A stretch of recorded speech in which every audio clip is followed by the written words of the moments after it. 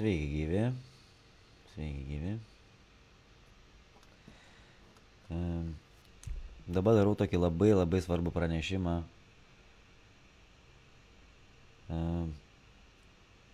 Prieš maždaug parą laiką, kažkur tai parą laiką gal čia praėjo.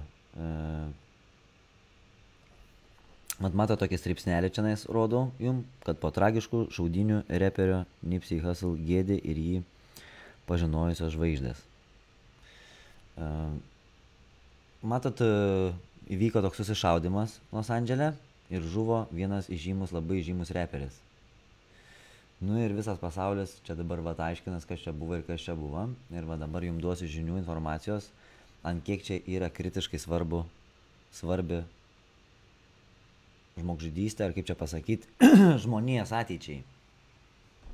Ir dėl ko jinai apskritai buvo padaryta, šitas nusikaltimas. Reiškia, galiu paskaityti iš Lietuvos ryto. Ką Lietuvos rytas rašo? Lietuvos rytas rašo vakar. Teisingai, už vakar jau rašė čia. Nes maždaug kažkur 48 valandas praėjo, aš taip tiksliai nežinau kiek, bet maždaug čia 2 paras praėjo nuo tos mirties. Bet dabar aš vakar norėjau jums pranešimą tą padaryti, bet tų sėmimų daug buvo, tai dabar perkeliu į šiandien. Reiškia, dabar ką Lietuvos rytas rašo, pažiūrėkim. Prie drabužių parduotuvės Los Andžele, Jungtinėse Amerikos valstijose įvyko tragiškos šaudynės.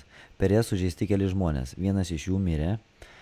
Kaip patvirtino aukšto rango teisėsaugos Los Andželo policijos departamento pareigūnas, nuo sužalojimo mirė 33 metų reperis Nipsey Hussle.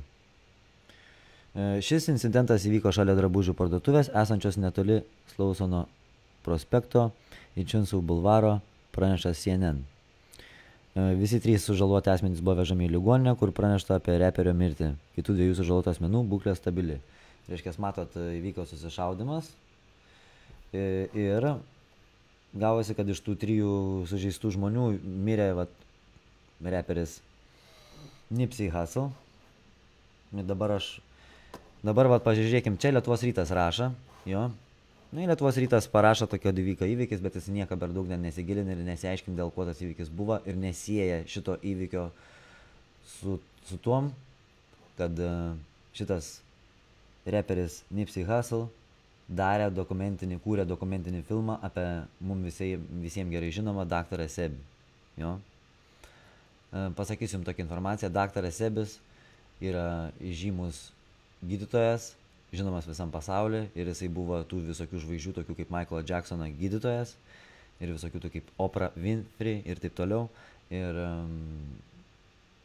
jisai buvo žinomas, bet jisai yra slepiamas televizijos, slepiamas žiniasklaidų dėl to, kad jis parodė pasauliui, kaip naudojant vaistažoles ir išgydyti savo organizmą, ir kaip parodė, kad labai daug aplinkui yra sužalotų augalų, visokių hibridinių augalų, ir kad juos valgant mes sergam, ir jisai parodė, kaip išgydyti vėžį. Ir čia ateina iš juodų žmonių kultūros visas tas.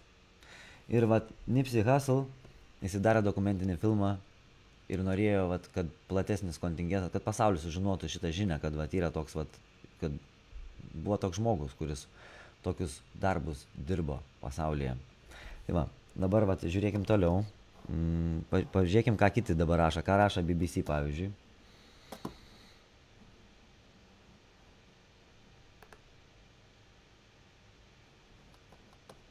Gerai, pažiūrėkim, kur mes buvom. BBC News, BBC Training. Conspiracy theories spread after Nipsey Hussle shooting. Iš karto dabar, matot, kas atsitink. Iš karto BBC jau susiję su konspiracijų istorijom iš karto. O aš pasakysiu, dėl ko su konspiracijų istorijom susiję. Dėl to, kad čia ir yra konspiracija. Konspiracija yra, kada žodis konspiruoti yra paslėpti. Tai konspiracija yra, kada kai yra kažkas paslėpta. O kas paslėpta, tai tikriausia priežastis, dėl ko mirė, gal paslėpta gali būti, arba esmė paslėpta. Tai ir matom, kad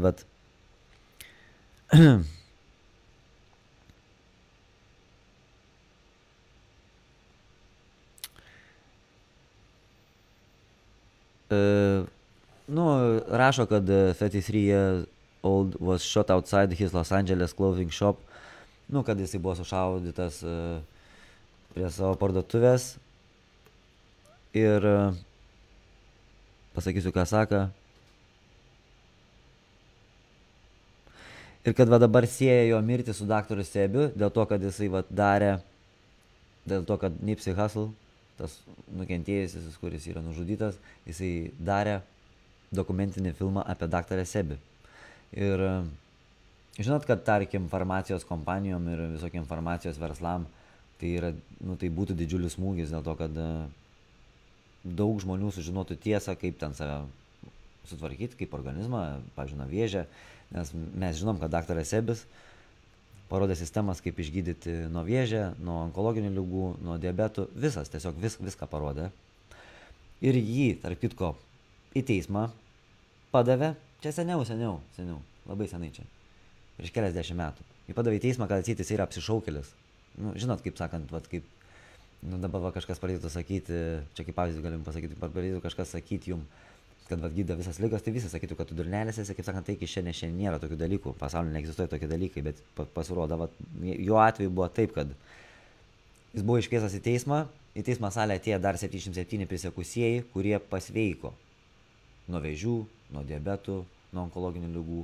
Ir kadangi tiek daug tų žmonių atėjo pasveikusių, tiesiog visa ta byla buvo anuliuota, nutraukta ir visi šmeižikai ir visi tie melagiai, kurie bandė paneigti ar ten kažką tai apšmeižti, ar ten tą daktarą Sebį, jie buvo tiesiog kvailė pozicijai po to. Nu, tai vat sakau. Dabar žiūrim toliau, reiškia, BBC irgi va dabar vat jau sujunginėja, kad čia atseit yra konspiracija, kad vat ir apie daktarą Sebį aprašo, kad vat kad ir Michaelą Jacksoną gydė ten, John Travolta buvo jo daktarai, vien žodžiu visų įžymybių daktaras jisai buvo. Nu, kad jie vat gražiai atrodytų, būtų balti dantis, va visi ten vat aktoriai, va visi gražus būtų, va jais rūpinos, taip, jų sveikatą. Matom, neblogai rūpinos jų sveikatą, bet kai kam tai nepatinka, Dabar žiūrėkim taip toliau, reiškia, sujungė BBC, kad čia vėl yra susijęs su daktaru Sebi. Toliau dar vieną mes galim pasižiūrėti, va. Mysterious Life and Death of Dr. Sebi, the celebrity healer who claims to cure AIDS. Ir vat, mes matom dabar, vat, kad po to įvykio iš karto daug straipsnių visokių internete atsirado apie daktarą Sebi, nes vis tiek tas filmas buvo padarytas ar nebuvo jisai padarytas tas filmas. Dabar mes matom, kad žuvo žmogus ir jisai darė dokumentinį filmą. Nu ir kaip tu dabar nuslėpsi visam pasauliui, kad dabar, nu kaip sakant, tai dabar vis tiek visi viską sužinos. Nu vis tiek sužinos visi. Tai va, kitas dabar reikalas yra,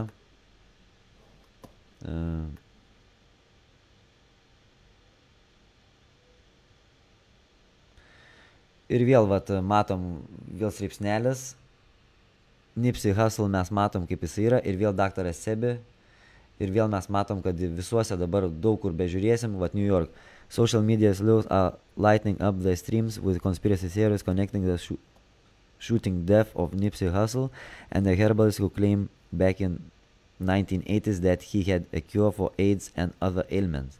Matot, čia reiškia daktaras Sebi maždaug apie 80-uosius metus. Nu, faktiškai aš gimiau, biškai anksčiau, negu 80-ieji, bet faktiškai aš gimiau ir tuo momentu jis tenais vat, vykdė visus gydymus, ten Michael Jacksono visi pasirodymai būdavo, ten visokie būdavo, nu, biškai kiti laikai buvo, nu ir jis tenais tarp tų visų žvaigždžių būdavo, žinoms, daktaras, bet po to, kai kuriom gal grupuotėm nepatinka tai ir tada pradeda, kaip sakant, viskas keistis pasaulyje. Ir po to apie tą daktarą Sebi jau buvo užmiršta, bet aš besigilindamas į tos visus augalus, atrūšiuodamas juos pats, nes pamačiau, kad vieni efektingi, kiti neefektingi. Po to priejau ir prie to daktarą Sebį ir man patiko, ką jisai darė, panaudojau jo sistemas, jos tikrai efektingas ir jos tiesiog yra tikros. Ir vat, aš sukūriau grupę Šarminga augalinė mityba ir joj duodu žinias, daktarą Sebį žinias. Ir jau toj grupėje yra beveik 12 000 žmonių ir vat, jinai pastatyta Šarminga mityba yra ant daktarą Sebį sistemos. Vat, aš ką norėjau pasakyti. Tai vat, visi, kurie, pavyzdžiui, norit savo sveikatą sustvarkyti arba vat, mitybą savo sustvarkyti ir iš tikrųjų susipažinti su Šarminga augalinė mityba, tai užeikite Šarmingos augalinės mitybos grupę, aš jau pridėjau jums nuorodą Ir tenais jau mūsų yra 12 000, mes ten nagrinėjom apie augalus, apie hibridinius augalus, apie nehibridinius augalus, apie rūgštingumą kūno, žiūrim kokį vandenį gerti, rūpinamės tais dalykais, reiškia. Ir viskas yra labai veiksminga. Matot, kad netgi yra kaip sakant, pasaulyje šitą informaciją yra naikinama. Nenori, kad šitą informaciją pasiektų žmonės.